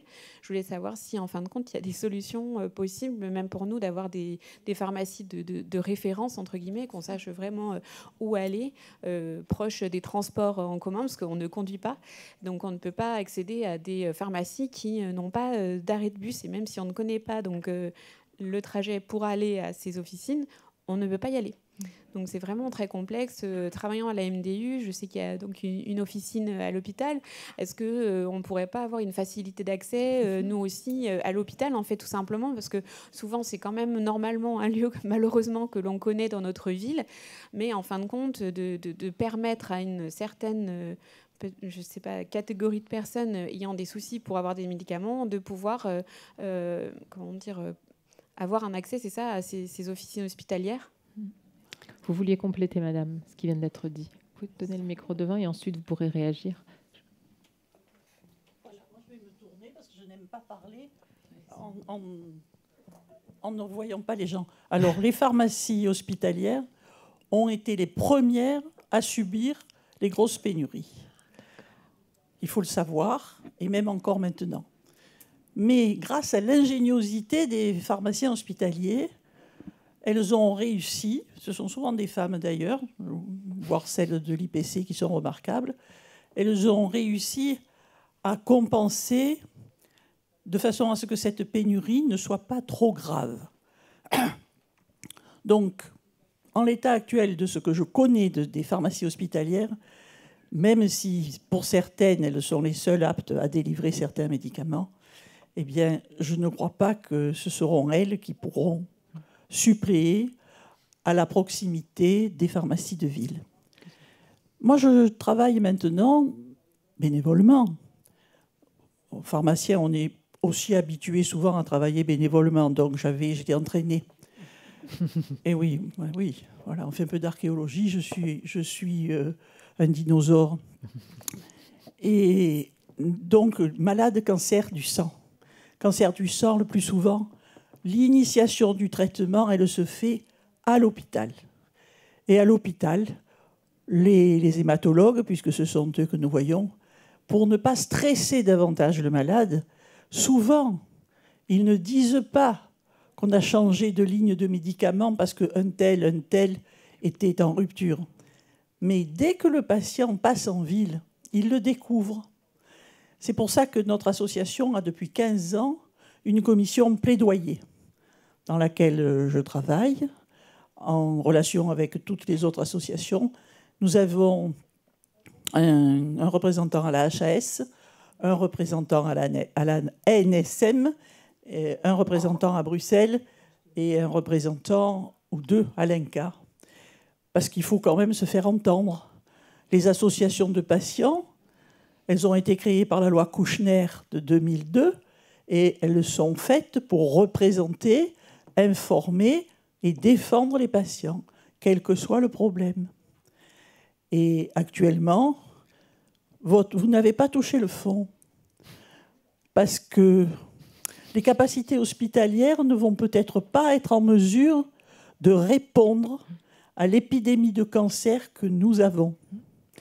Donc l'objectif actuel, c'est sortir le malade grave de l'hôpital, le faire soigner en ville et donc solliciter davantage les praticiens de ville, donc les pharmaciens. Si cette pénurie continue à s'aggraver, vos problèmes ne vont pas diminuer et ceux des patients non plus. Alors moi, je suis pharmacien et sincèrement, je mesure la charge mentale que vous supportez. Nous en avons plusieurs de pharmaciens dans nos bénévoles, souvent des pharmaciens bénévoles qui sont ou ne sont pas malades. Et c'est effrayant de devoir supporter la pression économique, la pression professionnelle et maintenant l'agressivité des malades. Donc, je pense que le pharmacien, c'est un aidant qui, lui aussi, doit être soutenu en tant que personne. Parce que nous l'avons vu avec les agriculteurs, une trop forte pression, eh bien, quand il y a une décompensation, elle peut être très grave. Voilà, je voulais juste vous dire ça. Merci, madame, pour votre intervention. Oui. Je vais passer la parole au professeur Honoré. Je sais que vous vouliez intervenir. Et puis, après, on passera au temps de la conclusion. Nous vous écoutons. Effectivement, je suis en pharmacien hospitalier aussi. Je l'ai été, en tout cas, toute ma carrière passée. Les pharmacies à usage intérieur des établissements de santé n'ont pas vocation à dispenser les médicaments en ambulatoire, à part les médicaments qui sont dits rétrocédables. Donc, ce sont des pharmacies hospitalières qui ont vocation à dispenser les médicaments pour les patients hospitalisés, à l'exception de cette liste. Donc, on ne peut pas suppléer comme ça, au niveau réglementaire en tout cas, l'utilisation de l'un pour l'autre. Néanmoins, il peut y avoir effectivement des exceptions où, en cas de difficulté, on peut effectivement faire quelque chose. Ça, c'est pas interdit, dans la mesure où il y a la vie du patient en jeu. Moi, je voulais quand même reprendre les pénuries. Ça touche aussi les pharmacies hospitalières, ça touche aussi les établissements de santé. Ça touche également des médicaments qui sont pour le traitement du cancer, comme ça a été dit. Il y a des plans qui sont quand même travaillés en amont. Là, je participe à un groupe sur le 5-fluorouracil pour anticiper ce qui pourrait arriver, parce qu'on sait que ça va pouvoir arriver dans 1, 2, 3 ou 4 ans. À chaque fois qu'on décide d'alternatives thérapeutiques, bien sûr, c'est sur la base de aucune perte de chance pour le patient. Alors, il y a des situations extrêmement rares dans lesquelles on peut se dire une alternative, elle n'est pas équivalente, mais en tout cas, ça sera le dernier recours. En général, on le sait, on a des essais cliniques, on sait qu'il y a des solutions qui sont équivalentes en termes de résultats. Changer un traitement par rapport à ce qui a été prescrit par rapport à une pénurie n'est pas dramatique en soi si l'alternative existe et si elle n'entraîne pas de perte de chance. Voilà, donc tout ça, ça se travaille en amont, ça nécessite beaucoup de connaissance des traitements et des résultats d'essais cliniques pour pouvoir prendre les bonnes décisions au bon moment pour que le patient ne perde pas de chance. Ceci dit, du côté du patient, effectivement, on peut avoir cette perception, c'est-à-dire de dire on m'avait prescrit ça, je ne l'ai pas, j'ai eu autre chose et du coup, c'est pas bien. Pas forcément. Pas forcément, il faut l'expliquer, il faut passer du temps. Voilà, il n'y a pas forcément des pertes de chance parce qu'on change un traitement. Ça peut être compliqué, ça donne du travail à tout le monde, hein, de trouver des alternatives équivalentes, etc. En approvisionnement, en logistique, en réflexion, mais ce n'est pas forcément à chaque fois une perte de chance. En tout cas, les professionnels de santé que nous sommes, que ce soit les oncologues, vous imaginez bien, personne qui a prêté serment ne décide de maltraiter un patient. Il fait toujours, à un moment donné, son mieux avec une équité des soins et des chances. Très bien. Merci beaucoup. Alors, le temps nous est compté, donc on devrait passer normalement au temps de la conclusion. On a déjà bien dépassé, mais c'est pas... Vous vouliez faire... Je vous en prie, oui. Vous faites concis, comme ça ensuite on peut passer tranquillement. Juste une réflexion. Donc je suis Valérie Ollier, je suis présidente du syndicat des pharmaciens des Bouches-du-Rhône et avec Félicia de ce qu'on intervient, on en a parlé avec l'ARS cette semaine d'ailleurs. Bon, il y a juste une chose que je voudrais dire et que j'interpelle les associations de patients pour qu'on réagisse contre ça tous ensemble. Quand il y a une rupture de stock dans quelque chose, la seule réponse de l'État, c'est de dire aux médecins arrêtez de prescrire. Et passons à autre chose. Et ça, c'est inacceptable. On ne peut plus accepter ce discours-là. Et je vous engage, vous, associations de patients, à venir vers nous et à ce qu'on fasse remonter aux politiques pour qu'ils prennent conscience. Il va y avoir des élections, là. Il faut qu'on s'en serve. Il faut arrêter de dire aux médecins, arrêtez de prescrire cette molécule, prescrivez-en une autre, parce que celle-là est en rupture de stock. Non. Débrouillez-vous, vous, l'État, qui en est dans nos pharmacies. Voilà. Absolument. Bravo pour cette intervention. C'est exactement ce à quoi je pensais, qu'on est dans une période bientôt électorale et que c'est le moment peut-être de porter ce genre de sujet auprès de ceux qui se présentent. Je voulais quand même nuancer ce qu'a dit ma collègue, parce que là, c'est un peu caricatural quand même. C'est-à-dire que quand... Oui, ça interpelle et tu as raison. Enfin, tu as raison, mais par exemple, quand on dit... arrêter de prescrire celle-là parce qu'elle a intention de prescrire une autre, c'est justement parce que l'autre alternative n'est pas utilisée, elle est disponible et elle est équivalente. Non, mais alors après, tous les exemples... Non, mais attends, tous les exemples, je voulais le dire parce que là, il y a eu beaucoup d'exemples. Tous ces exemples-là étaient véridiques et ces exemples-là, il n'y a pas d'alternative. Mais on n'a pas présenté... Tout le cas où il y a des alternatives. Voilà, justement. tout le cas où c'est mal utilisé, où il y a de la surprescription, etc., qui pourrait libérer des boîtes pour les patients qui en ont réellement besoin. Donc c'est vrai que si on regarde que les situations qui ont été présentées, là, c'est sans appel. Beaucoup.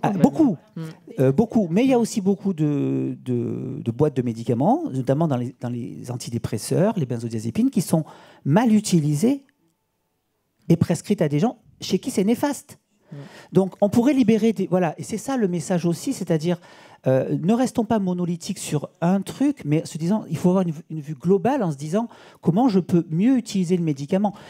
Pour ceux qui en ont besoin, c'était absolument indispensable. Pour ceux chez qui c'est néfaste, il faudrait arriver à faire quelque chose. C'est un équilibre. On n'y arrivera pas.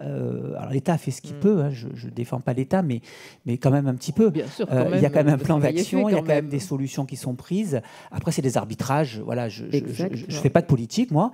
Mais en tout cas, il y a des actions qui sont menées. Toujours en concertation avec des professionnels. Il y a des avis différents qui circulent. Et à chaque fois... L'objectif des professionnels de santé que nous sommes quand nous représentons avec les associations de patients, parce que j'ai souvent été avec France Asso Santé dans les mêmes réunions, hein, c'est toujours l'iso-soin. C'est toujours l'iso-soin. Toute décision doit être iso-soin. Voilà. Juste un petit mot, Stéphane, pour compléter ce que tu dis. Et peut-être qui fait qu'aujourd'hui, on va proposer une piste qui est la loi de modernisation du système de dispensation. Parce que tout ce qui a été dit, ça rejoint, ça reboucle, ça demande du temps qui aujourd'hui n'est pas valorisé pour le pharmacien d'officine, du temps de bénévole, comme l'a dit notre consoeur historique Dany Aubanel, du temps bénévole aujourd'hui qui nécessite de repenser. On a eu une loi de modernisation du système de santé qu'on a évoquée. Eh bien, aujourd'hui, je pense qu'il faut demander une loi de modernisation du système de dispensation qui permet un pharmacien correspondant valorisé et reconnu, qui permet de placer un parcours ambulatoire dans lequel il y a un médecin traitant qui collabore avec un pharmacien correspondant, qui collabore avec un infirmier référent. Je te laisserai conclure sur notre proposition d'appel à manifestation d'intérêt. Mais surtout, je pense qu'il faut revoir notre acte de dispensation en le modernisant et en l'adaptant aux interventions pharmaceutiques.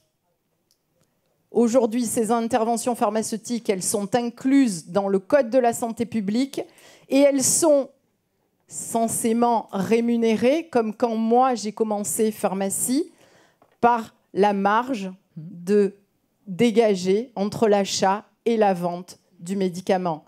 Aujourd'hui, dans ce système où cette marge est amputée régulièrement, et je laisserai à mes collègues des syndicats expliquer qu'on l'attaque systématiquement et qu'on la réduit, et pour cause, si on enlève la marge des industriels, ils vont encore préférer vendre ailleurs.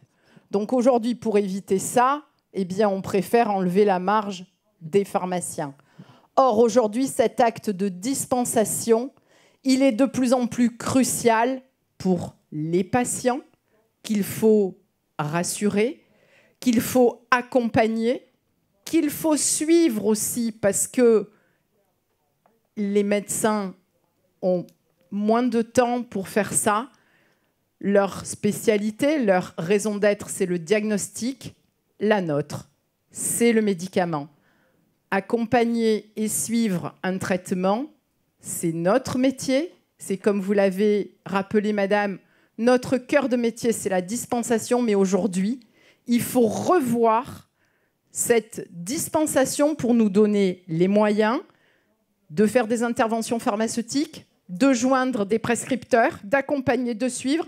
Ce rôle, figurez-vous, et là je me lève, excusez-moi, mais ce rôle, il est décrit, accrochez-vous bien, depuis 2009 dans le Code de la santé publique. Ce pharmacien correspondant qui a été cité pour la première fois par d'éminentes consoeurs à nous, je veux parler de Muriel Dahan et de Roselyne Bachelot, eh bien, ce pharmacien correspondant, on ne lui a jamais donné les moyens d'être reconnu et d'apporter son rôle majeur dans le parcours de soins des patients. Et un dernier mot, qu'est-ce qu'il va advenir? Alors aujourd'hui, on parle d'anticorps monoclonaux, bien sûr. Valérie, quand tu disais qu'on n'avait pas d'alternative, aujourd'hui, quelle est l'alternative pour le Repata? Aujourd'hui, qu'est-ce qu'on fait? Combien d'entre nous, dans la salle, ont besoin de ce traitement? Et combien d'entre nous le mendient? Combien d'entre nous sont poussés dans des sentiments, on va dire, de plus en plus obscurs, qui sont de soudoyer notre grossiste pour en avoir plus que l'autre? Mais oui, c'est comme ça. C'est terrible. Combien d'entre nous sommes obligés de dire « je vous le délivre que pour 15 jours » et « madame, revenez, je vous en prie, dans 15 jours ». Alors, de temps en temps, il y a des pharmaciens sympas qui disent « bon, je vais vous le livrer ». Mais bon, c'est du temps aussi. C'est pas le cœur de métier. Alors attention à ça, parce qu'aujourd'hui, et là je vais rejoindre encore une fois ma présidente de syndicat, l'accès aux innovations, elle est discutée par l'amélioration du service médical rendu. Et là, je vais terminer sur un exemple, celui de la migraine.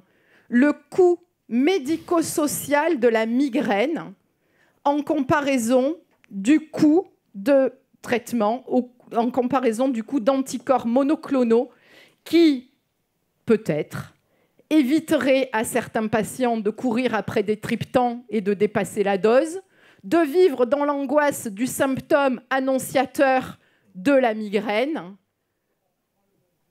d'avoir des arrêts maladie, etc., etc.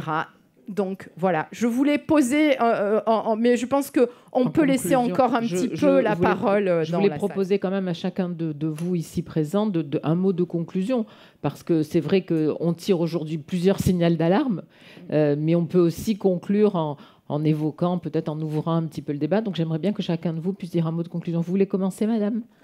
Avec plaisir. Il marche, je pense. Je pense, oui. Moi, tout ce que je retiens de tout ce débat, c'est que nous sommes prêts, puisque nous sommes engagés depuis très, très, très longtemps aux côtés de nos pharmaciens. Nous sommes prêts à militer avec eux, auprès d'eux. Nous sommes prêts à constituer des groupes de travail. Madame, les groupes de travail font avancer les choses, bien sûr, hein, et à notre avis.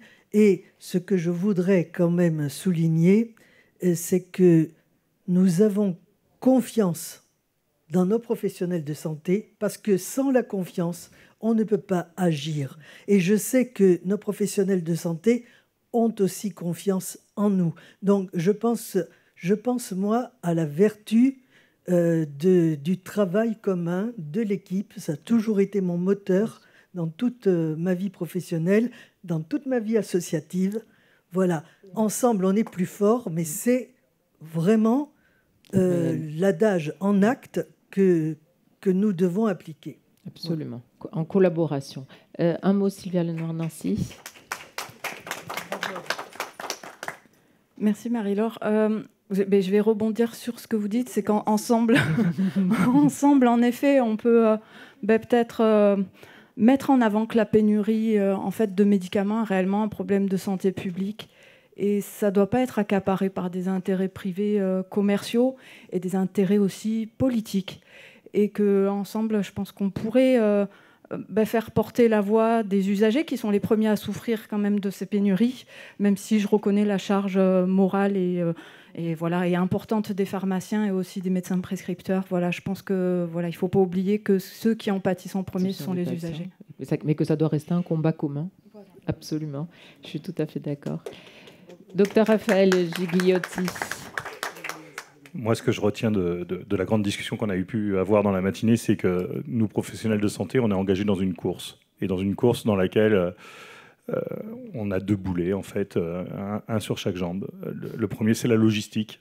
Et on veut s'en débarrasser de cette logistique, parce que ce qui nous intéresse, c'est d'être professionnel de santé.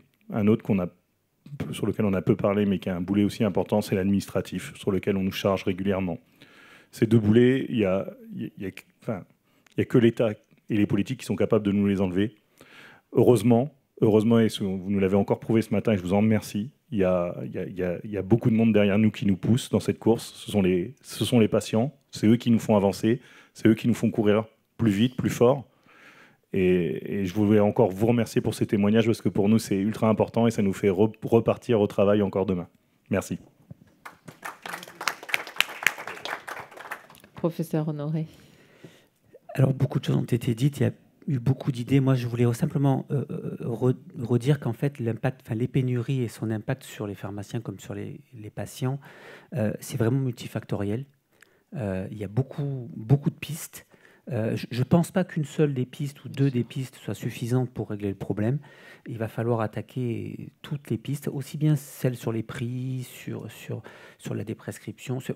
Il faut que tout, sur les préparations, etc., il faut que tous les éléments de solution puissent être, en tout cas, prêts à être activés. Après, ça ne veut pas dire qu'on va faire des préparations tout le temps. Hein, mais je veux dire... un parc de solutions. L'idée, c'est que toutes les solutions soient travaillées et prêtes à être déclenchées pour que jamais plus, à aucun moment, un patient n'ait à vivre une situation comme les cas qui nous ont été présentés.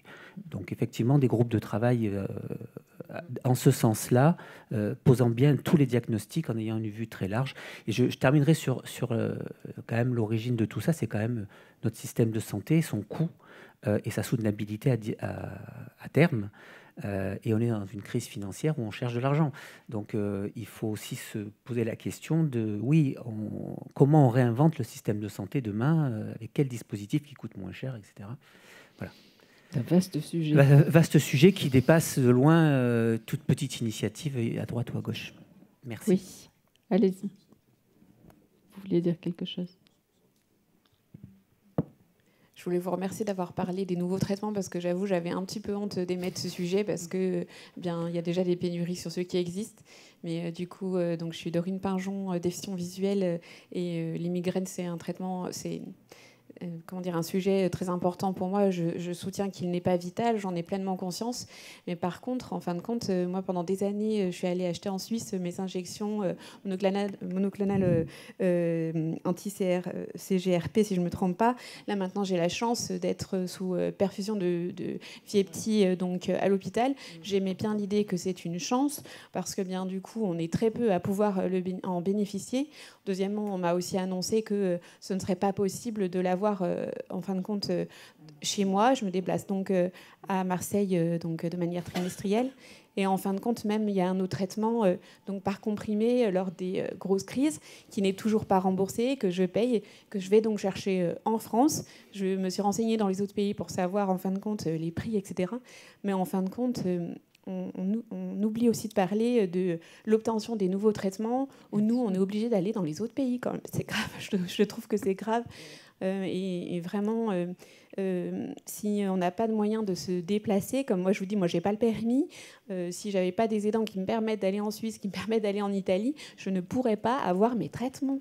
Donc voilà, merci beaucoup. Je voudrais répondre, bien sûr. Je voudrais répondre, c'est important, mais depuis le début de l'année, le médicament que vous avez cité fait partie de la liste des médicaments coûteux en hospitalisation à domicile et les établissements vont commencer à organiser la prise en hospitalisation à domicile de ce médicament. La PHM va commencer, par exemple. Ils sont en train d'en discuter là. Donc jusqu'à maintenant, effectivement, c'était compliqué, mais votre situation, en tout cas, va pouvoir s'améliorer puisque ce médicament a été reconnu comme un médicament coûteux en hospitalisation à domicile. Voilà. Donc vous allez pouvoir en bénéficier à la maison. Via votre HAD. S'il n'y a pas de rupture sur celui-là, voilà. Monsieur, nous vous écoutons. Oui, Mostafa Meskini, pharmacien à Marseille. Je voulais ajouter un petit mot. Je trouve qu'il y a un grand absent aujourd'hui, c'est le décideur. Là, on parle entre nous. Tout ce que vous avez dit, on le vit tous les jours, on est tous d'accord. Il n'y a pas de problème entre nous, on sait. Mais celui qui décide vraiment n'est pas là. Qu'est-ce qu'on fait ? Parce que je trouve que c'est eux qui doivent venir là. Bon, il y a M. Payard, mais il fait partie de l'ARS, mais il n'est pas décideur. Il applique. Décideur, le politique. Les politiques. Moi, je trouve, il aurait fallu... Mais c'est pas... Non.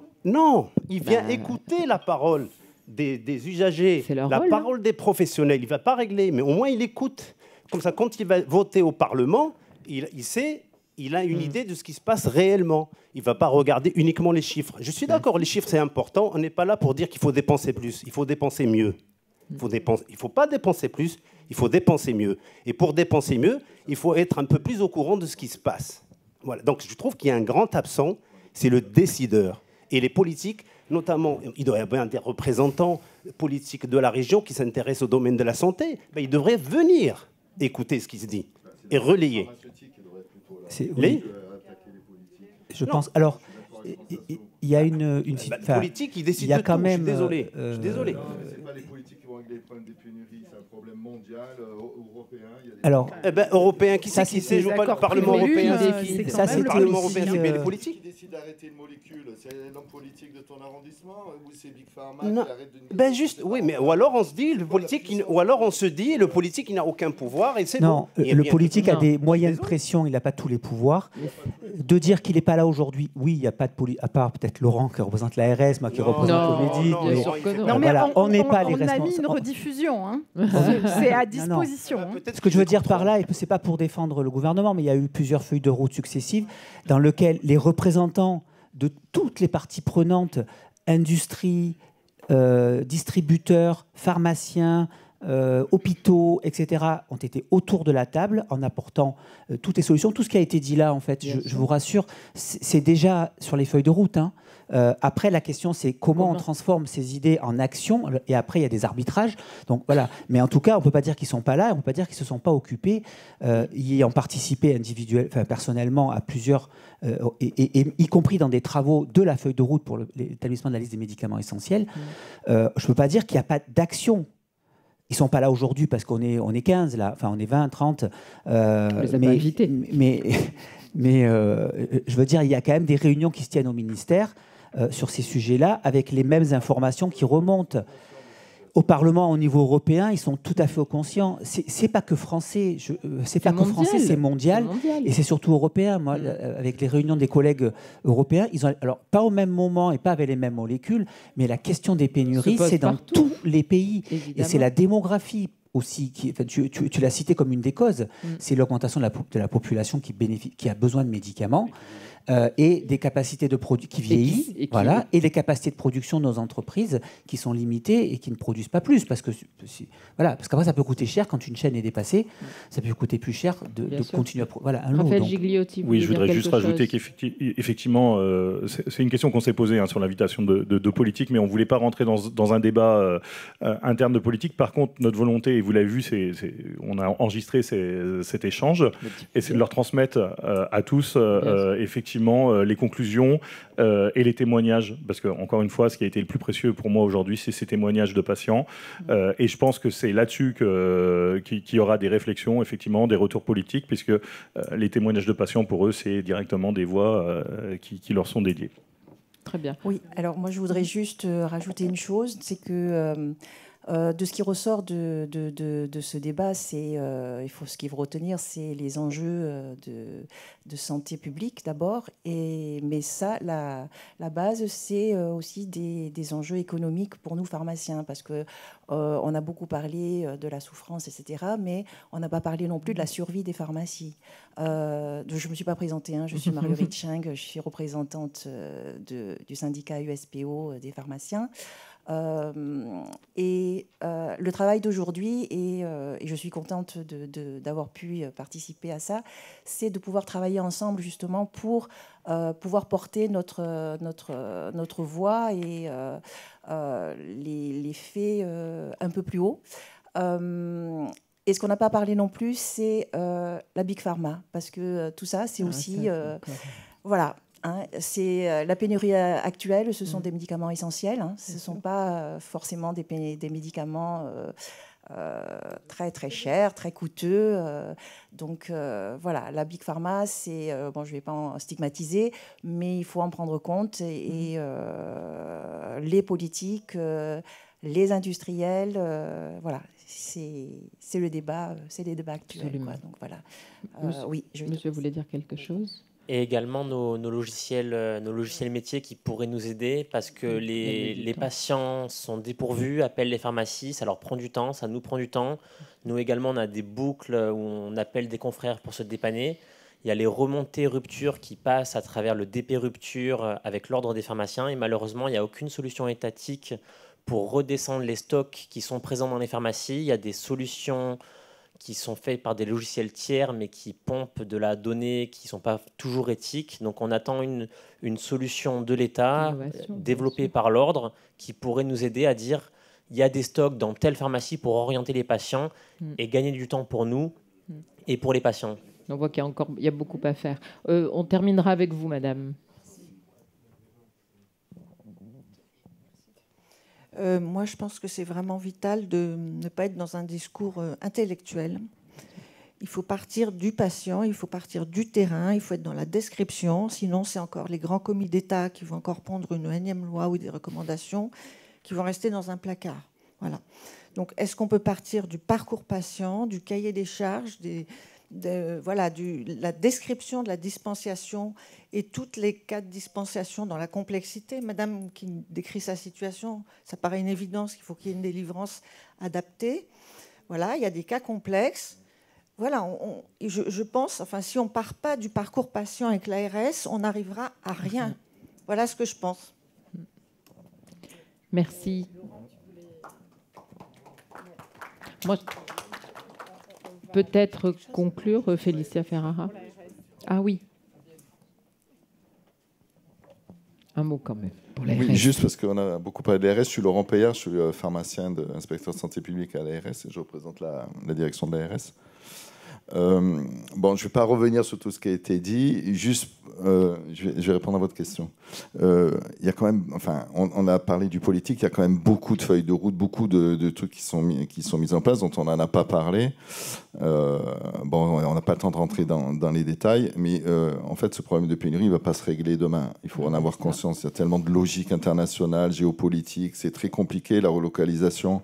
Il y a des appels à projets dans le cadre de la réindustrialisation France 2030. Il y a des millions qui sont mis sur la table, mais à part, on a relocalisé quoi? Le paracétamol, et on a relocalisé, peut-être on a augmenté des lignes de production de certains insulines, peut-être certains anticancéreux. Mais je veux dire, c'est un processus européen, parce qu'il va falloir que les partis européens se répartissent les usines, avec les contraintes écologiques qu'il y a, parce que ce qui a fait que les usines sont parties, elles étaient polluantes, mal acceptées par la population. Ça n'a pas tellement changé. Ici, les usines, elles vont revenir avec toute la transition écologique qu'on met en place. Il faut que les usines soient moins polluantes, avec des processus de synthèse différents. Donc ça s'invente. Enfin, je veux dire, ça ne se fait pas du jour au lendemain. Et après, la politique aux États-Unis qui incite les usines, les lignes de production à s'installer aux États-Unis, mais ça va être terrible. Déjà, la situation, elle est terrible. C'est inadmissible que les patients n'aient pas leur traitement. Enfin, je veux dire, c'est révoltant. Vous avez raison. Alors, sur la place de l'ARS, je veux bien, je veux tout faire, franchement, je vous assure. Mais il y a eu un rapport récent de l'IGAS sur la gouvernance qui n'est pas apparu, la première une des recommandations, c'est mettre les ARS peut-être plus en première ligne, parce que je vais peut-être vous étonner, mais moi, je n'ai pas plus d'infos que vous. Je regarde le site de l'ANSM pour savoir. L'ANSM est tributaire des données des industriels. On participe, nous, à des visios, notamment les visios, France Asso, enfin, vous êtes présents sur le point hivernal de l'ASM, il y a des réunions comme ça. Mais nous, sur les pénuries, c'est une compétence ANSM et DGS, ministère de la Santé. On n'a aucune info de plus que vous, je vous assure. Donc moi, je veux bien qu'on change ça. Moi, l'ARS est tout à fait ouvert à discuter avec vous, de trouver des solutions, de façon de travailler sur le parcours. Il n'y a aucun problème. Moi, la porte de l'agence est ouverte.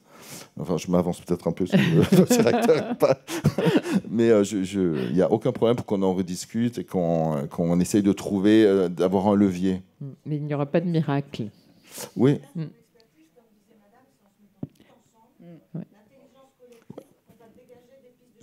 Ça, vous êtes entièrement d'accord. Tout à fait d'accord. Je vais demander.